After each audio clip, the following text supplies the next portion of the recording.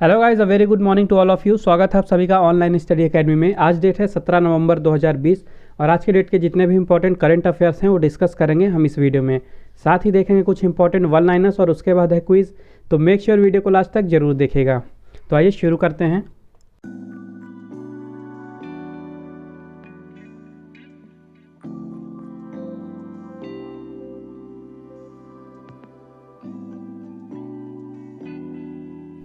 तो आज का पहला क्वेश्चन है, who has unveiled the statue of peace in Rajasthan Pali district. Rajasthan के पाली जिले में स्टैचू ऑफ पीस का अनावरण किसने किया है।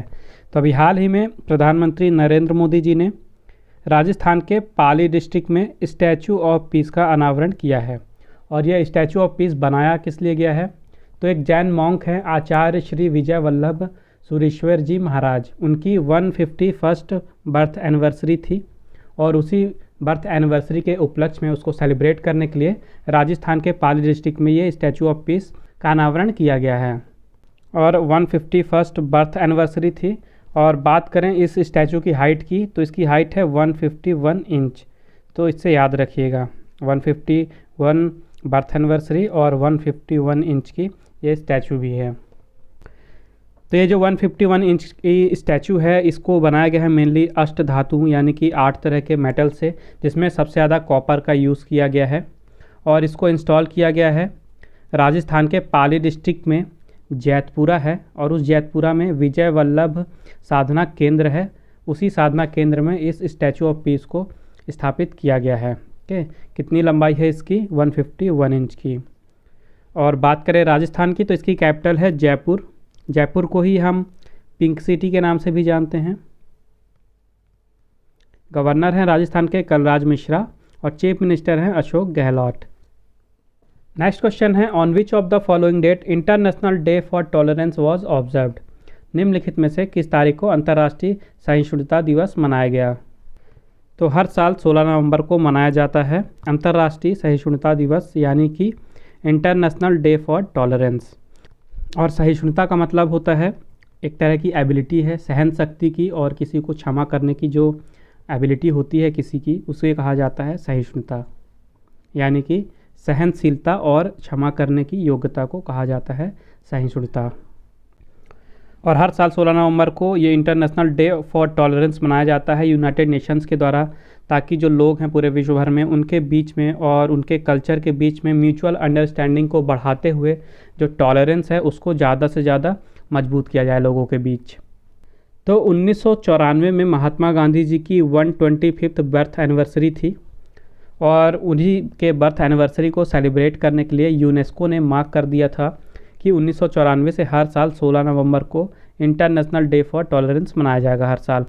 और ये दिन एक तरह से ट्रिब्यूट है महात्मा गांधी जी के लिए, ओके, उनके जो भी वैल्यूज़ थे, उनके जो भी विचार थे पीस को लेके, नॉन वायलेंस को लेके और इक्वालिटी को लेके, तो इन सारी वैल्यूज़ को एज अ ट्रिब्यूट सेलिब्रेट किया जाता है इस दिन।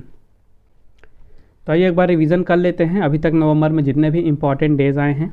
तो 1 नवंबर को मनाया गया वर्ल्ड वीगन डे, 2 नवंबर से 6 नवंबर तक मनाया गया इंटरनेशनल स्ट्रेस अवेयरनेस वीक, 5 नवंबर को मनाया गया वर्ल्ड सुनामी अवेयरनेस डे, 7 नवंबर को मनाया गया नेशनल कैंसर अवेयरनेस डे, 8 नवंबर को मनाया गया इंटरनेशनल डे ऑफ रेडियोलॉजी और उसके साथ ही वर्ल्ड अर्बनिज्म डे, 9 नवंबर को मनाया गया नेशनल लीगल सर्विस डे, उसके 10 नवंबर को मनाया गया world science day for piece and development, इसके लिए थीम थी science for and with society. उसके 11 नवंबर को मनाया गया नेशनल एजुकेशन डे, 12 नवंबर को मनाया गया वर्ल्ड निमोनिया डे और उसके साथ ही पब्लिक सर्विस ब्रॉडकास्टिंग डे। उसके 13 नवंबर को मनाया गया नेशनल आयुर्वेदा डे और उसके साथ ही वर्ल्ड काइंडनेस डे, इसकी थीम थी the world we make inspire kindness. 14 नवंबर को मनाया गया वर्ल्ड डायबिटीज़ डे, जिसकी थीम थी द नर्स एंड डायबिटीज़ और इसके साथ ही मनाया गया चिल्ड्रंस डे। और 16 नवंबर को अब यहाँ पे होगा 16 नवंबर को मनाया गया है इंटरनेशनल डे फॉर टॉलरेंस। तो आई होप आपको वीडियो पसंद आ रही होगी। अगर वीडियो पसंद आ रही है, यूज़फुल लग रही है, तो प्लीज़ वीडियो को लाइक ज़रूर करें, ज़्यादा से ज़्यादा शेयर करें अपने दोस्तों के साथ। उसके अलावा चैनल को सब्सक्राइब ज़रूर करें और बेल आइकन भी ज़रूर दबाइएगा ताकि आने वाले वीडियो की नोटिफिकेशंस आपको मिलती रहें। उसके अलावा अगर आपको रिवीजन के लिए आज के वीडियो की PDF या MP3 फाइल चाहिए तो उसकी भी लिंक मैंने डिस्क्रिप्शन बॉक्स में दे दी है, आप वहाँ पे विजिट करके फ़ाइल डाउनलोड कर सकते हैं। तो आइए मूव करते हैं आगे के क्वेश्चंस की ओर। नेक्स्ट क्वेश्चन है which Indian lake has been added to Ramsar site recently. हाल ही में किस भारतीय झील को रामसार साइट से जोड़ा गया है। तो अभी हाल ही में लोनार लेक और सुर सरोवर लेक दोनों को ही रामसार साइट में जोड़ दिया गया है। और ये जो लोनार लेक है ये है महाराष्ट्र में, और जो सुर सरोवर लेक है ये है उत्तर प्रदेश में। और लोनार लेक का तो आपने नाम सुना ही होगा, काफ़ी न्यूज़ में थी कुछ महीनों पहले, क्योंकि यहाँ का जो पानी है यूजुअली ग्रीन रहता है, लेकिन पिछले कुछ महीनों पहले इसका जो पानी है झील का अचानक से पूरा पिंक हो गया था। इस कारण से ये काफ़ी न्यूज़ में भी रही थी। तो इसलिए दोनों ही लेक का नाम ज़रूर याद रखिएगा, लोनार लेक महाराष्ट्र की और सुर सरोवर लेक उत्तर प्रदेश की। इन दोनों ही लेक को रामसार साइट में जोड़ दिया गया है। तो जो लोनार लेक है ये भारत की इकलौती क्रेटर लेक है, यानी इसका निर्माण हुआ था अंतरिक्ष से उल्कापिंड गिरने के बाद। और जो सुर सरोवर लेक है इसे कीथम लेक के नाम से भी जाना जाता है। तो जो लोनार लेक है इसका पानी जो है यूजुअली ग्रीन कलर का होता है, क्योंकि यहाँ पे साइनोबैक्टीरिया की प्रेजेंट है यहाँ पे। इस बैक्टीरिया के कारण इसका पानी यूजुअली ग्रीन रहता है, लेकिन इसी साल जून 2020 में ये पिंक हो गया था, क्योंकि यहाँ पे एक सॉल्ट लविंग बैक्टीरिया है जिसका नाम है हेलोआर्किया। तो इस हेलोआर्किया बैक्टीरिया के कारण इसका पानी जो है वो पिंक हो गया था।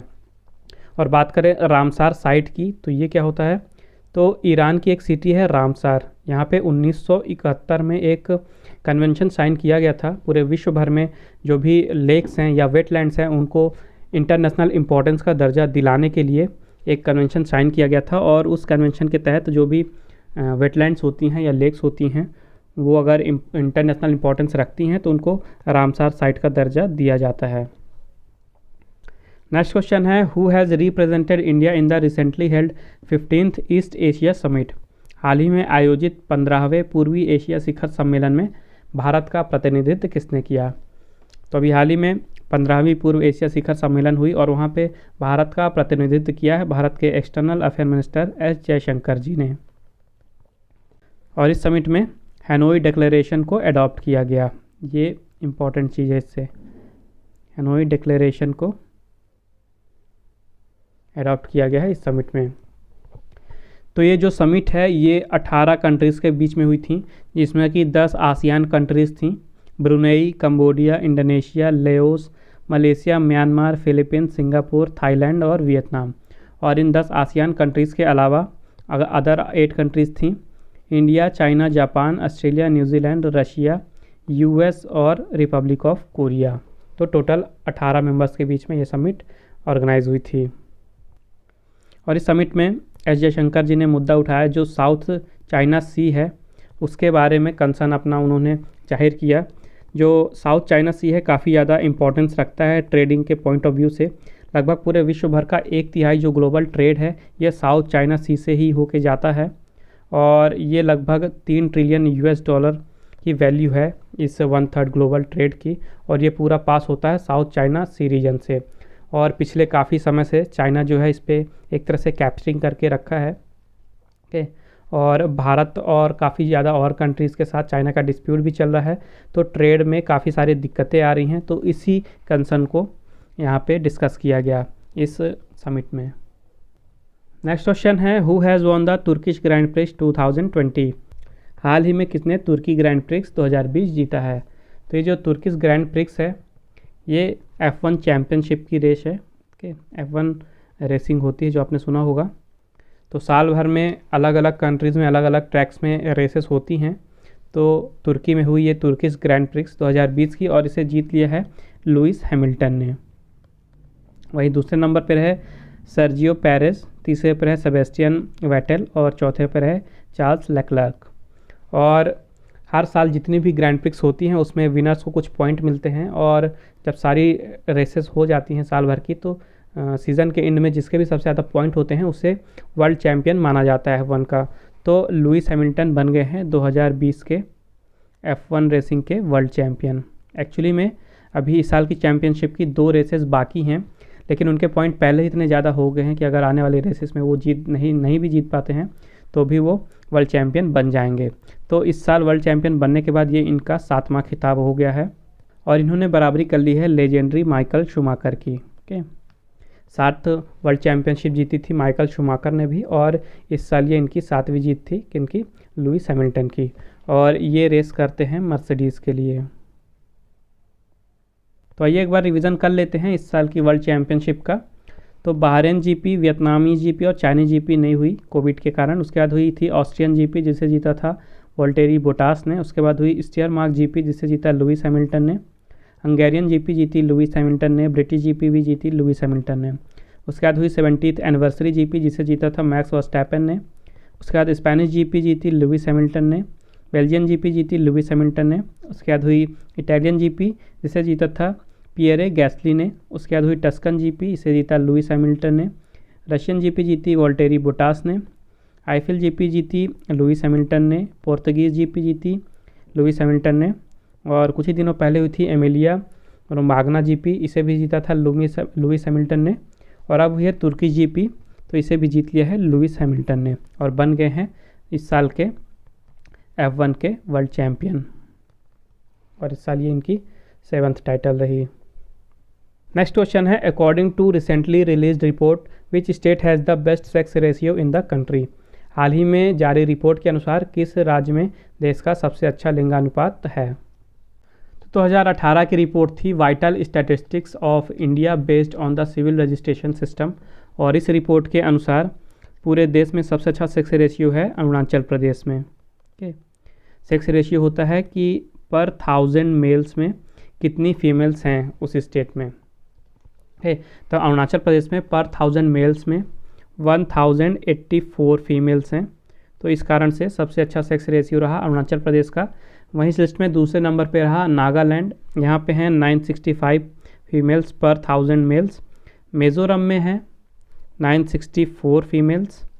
और सबसे ख़राब सेक्स रेशियो रहा मणिपुर का, मणिपुर में है 757 फीमेल्स पर 1000 मेल्स। ओके, तो सेक्स रेशियो का हिंदी में बोलते हैं इसे लिंग अनुपात।